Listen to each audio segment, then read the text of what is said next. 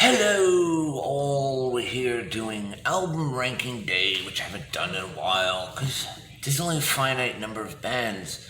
There's more coming, but I just haven't kind of put it all together yet. But today's band started in the early 70s, very early 70s, maybe even probably around 70, I believe. Now, I don't know all, like, if you're looking for some sort of history of this band, this is not the video for you. But I am going to give an album ranking, and they do have a significant amount of albums, 15 to be exact. That band would be Aerosmith. Aerosmith. First album came out in 73, I guess we recorded in 72. Definitely recorded in 72. Out of Boston, Massachusetts. Not a lot of bands out of Boston, is there? I'm sure there is. Maybe like, what was it, Godsmack? I'm sure there's a couple others. But anyway, I'm sure there's some solo. I think Extreme might have been from there too. The band Extreme. There's a Gary Sharon and that other guitarist, pretty good band.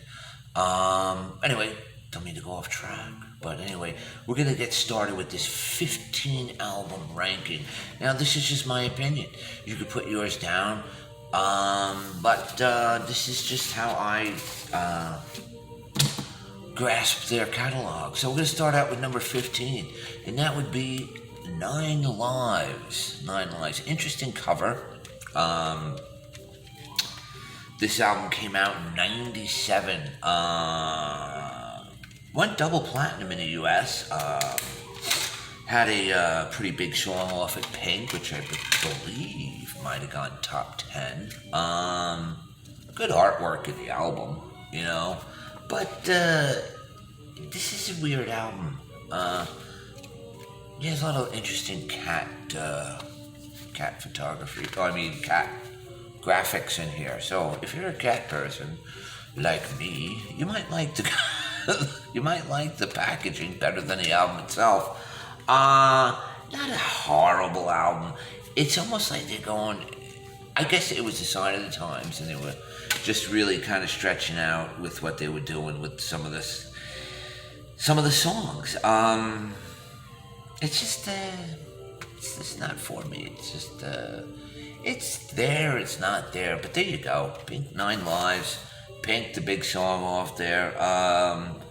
Hole in My Soul, not bad. A lot of the songs were written with other people other than, I think almost every song, for the most part, was written with someone else other than Tyler Perry, so, and not another member of the band. One note about the band, though, is that they've been around 50 years, and they still have all their core members. That itself is, I think they might be the only ones that can boast that, to be honest with you. The Stones don't have all the original members. This band does. 50 years. 50 years, all original members. They did have a couple of members left at one point, but anyway.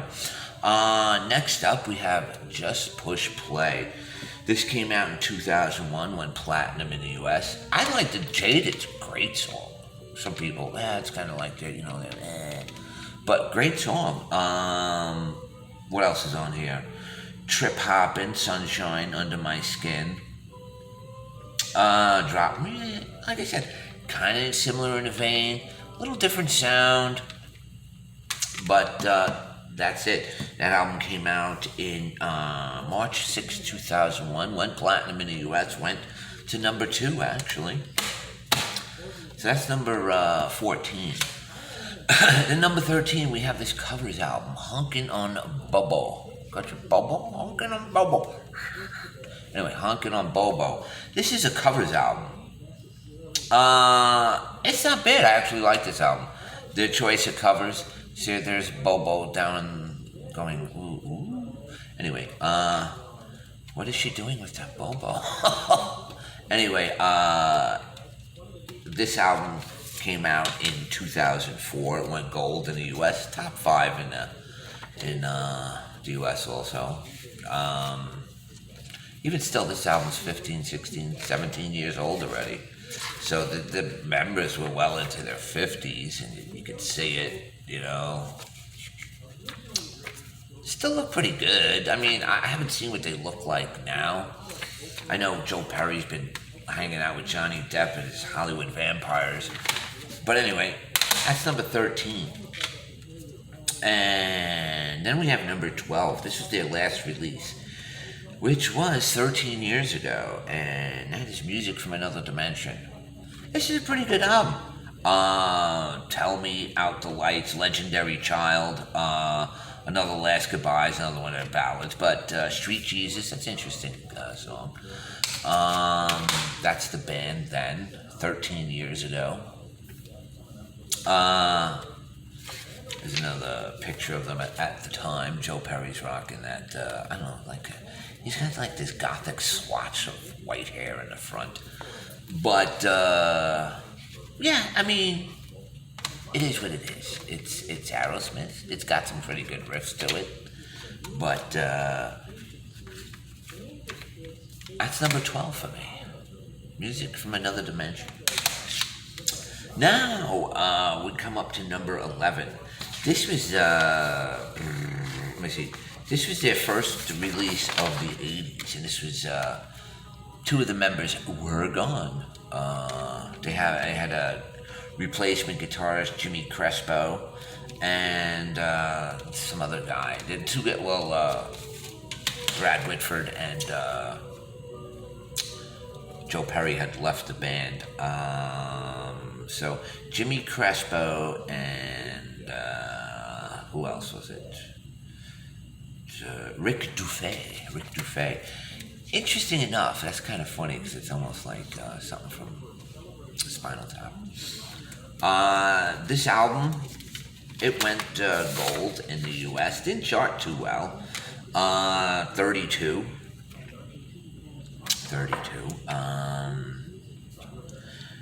Lightning Strikes and Jailbait are great. Joni's Butterfly is really good. Cry Me a River. Rockin' a Hard Place. Push Come. I like the album. Good album. That's number 11. Rockin' a Hard Place. Number 10. We have one of their monster releases. Pump. Now this is like when the 90s. Pump. No, I think Pump came out in the 80s. Yes, 1989, September 12th, went to number 5.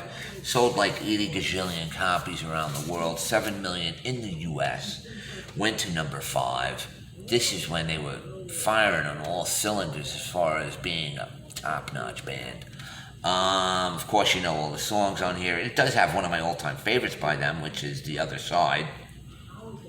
It's got What It Takes. Janie's Got a Gun. Dulcimer Stop, that's a pretty interesting song. Love in an Elevator. Yeah, big album for them, big album. That's number 10. And then we go to number 9, Permanent Vacation. This came out in 87. And this was kind of what brought them back into the limelight. Especially in 86, they did that. They did the remake of Walk This Way with Run DMC. This album came out soon after it. And Dude Looks Like a Lady, which is apparently about Vince Neil. Angel, top 10 song. St. John, that's Zamora, that's a Ragdoll. Good album, but it's got that polished thing which they'd be known for forever. Okay, so now we go to number 8. This album. Okay? This is the last album of the 70s for them. Went platinum in the US, came out in November of 79. Didn't even crack the top 10, went to 14. But there's some good songs on here. No Surprise, Chiquita. Remember Walking in the Sand, that cover. I like that cover by them. Cheesecake, not a bad album. They were very involved with narcotics, so they were, I don't know. But there you go. That's number 8 by them. Aerosmith, Night in the Ruts. All still 4 band members in it. Okay, and then number 7, we have Number 7, we have Draw the Line. I remember when I had this album, it was actually like, it was almost like, actually looked like a sketch. It's a pretty interesting sketch of them too. It's pretty cool. This album came out in December of 77, 2 times platinum. Draw the Line, I Want to Know, Get Up, Kings and Queens. Wow, talk about a song. Milk Cow Blues, they're usually ending with a more cinematic, almost ballad song. But this, Kings and Queens, that's just fantastic song. Probably one of their best of all time. Draw the Line, of course. Familiar logo. But, so now we go on to number 6. Number 6, we got Get a Grip, one of their 90s ones, okay? Get a Grip came out in April 20th, 1993. It came out at the height of grunge, but they were still popping this out. Another 7 million copies sold just in the U.S., 80 gazillion copies around the world. This is, Eat the Rich is a great song. Get Living on the Edge, which is one of my favorites. And it's got 2 of their ballads. Shut Up and Dance is good. Walk Down. But Crazy and Amazing, 2 of their more bigger power ballads of the day, which they released on that compilation album, The Big Ones. So yes, they were the big ones. Okay, so now we get to number 5, their self-titled debut album. These when the albums were shorter, 8 songs. Yep, 8 songs. Walking the Dog, Mama Kin. This album was released January 5th, 1973. So that means that it was recorded in 72.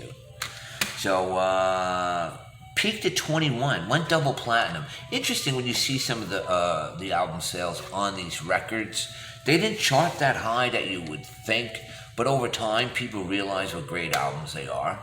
And they just continue to sell, and they continue to sell this day. Dream On, which initially when it came out wasn't a hit, and they re-released it a couple of years later, and it did go top 10. Okay, so number 4 we have Aerosmith, Done with Mirrors. This is when they just signed to Geffen Records. They were still kind of fucked up, the toxic twins that they were.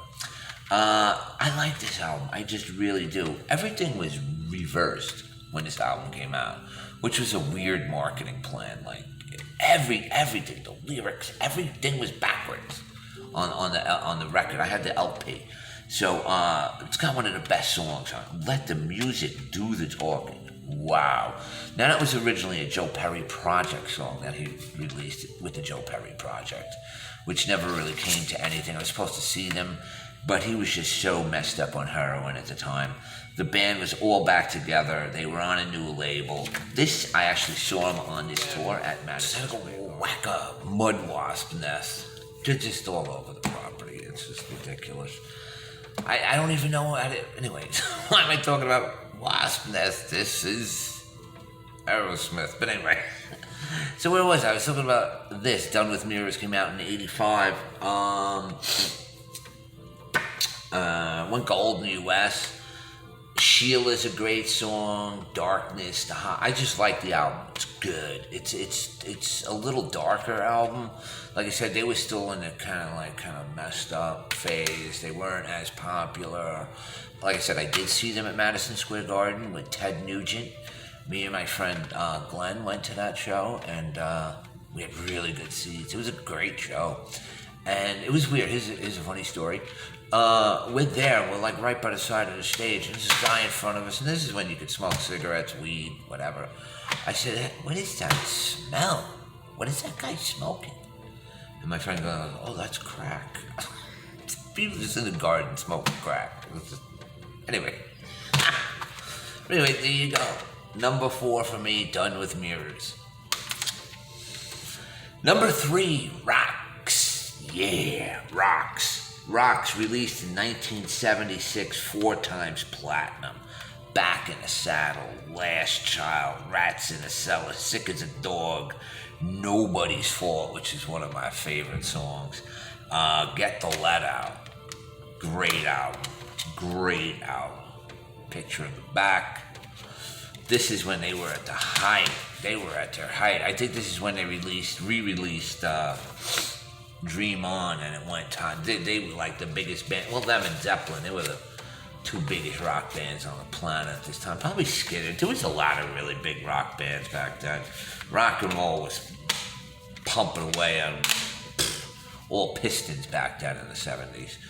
And then at number 2, this might be a surprise for some people, we have Toys in the Attic, their third album, released April 8th, 1975, 8 times platinum. This is their largest selling album. Ironically, did not even crack the top 10. Toys in the Attic, Uncle Salty, Walk This Way. Did you ever hear that? Did you ever hear that song? Did you ever hear it on the radio today? What about Sweet Emotion? Did you ever hear that? What I would like to hear on the radio is No More, No More, which is my favorite song on the album, or You See Me Crying. Round and Round is really good too. You know what's funny? See the bear here? I should have brought the bear out of storage. I should have brought him out for the video. I actually have that teddy bear. It's not the teddy bear, but it is the same teddy bear company. I don't know if it's an original teddy bears and Teddy Roosevelt teddy bear. It was my mom's teddy bear, but I still have that teddy bear. Inside, this is when they were going all full tilt boogie with rock and roll and sex and drugs and ba ba ba ba ba ba ba. Anyway, that's my number 2 album. And my number 1 album is their second release, Get Your Wings. Get Your Wings. They got their logo, not almost the logo that they're known for today. But that's it, Get Your Wings. Same old song and dance. My favorite song on here, Lord of the Thighs. Man, that has got such a groove on it. Oof. This one 3 times platinum. Number 74 in the charts. Wasn't even as popular as their first album. Yeah, but to date sold 3 million copies. Probably like 6, 7 around the world. Woman of the World. Train Kept a Rollin'. Seasons of Wither. Pandora's Box. This is my favorite by them. Loved it. Like I said, I gotta do a call into my local radio station, and I'm gonna ask them to play Aerosmith songs, but ones you never hear, because they just play the same songs over and over and over again. So there you go. This is my album ranking for Aerosmith. Number 1 is their second album. Came out in 1974. Get Your Wings. Number 2 is Toys in the Attic, probably the album they're most famous for. Number 3 is Rocks. Number 4, Done with Mirrors. Number 5, their debut record, Aerosmith. Number 6, Get a Grip from the 90s. Number 7, Draw the Line. Number 8, Night in the Ruts. Number 9, Permanent Vacation. Number 10 is Pump. Number 11 is Rockin' a Hard Place. Number 12 is their last album they put out, Music from Another Dimension. There's them in the back. You can see them there. Number 12. No, that was number 12. Number 13, Honkin' on Bubba. Number 14, Just Push Play. And number 15, 9 Lives. There you go. There's my album ranking, Aerosmith. And you know what? Like I said before, I think they're the only rock band with all the original members 50 years on. Yep. Gotta give it to them. Like to see one more release from them, which would probably be their last, because I think they're probably in their 70s now. Hasn't stopped the Stones. I think they got a new album coming out. They're like all kicking around 80. Anyway, there you go. Hope you liked the video. Or not. Thumbs up, thumbs down. Who cares? Have a wonderful day.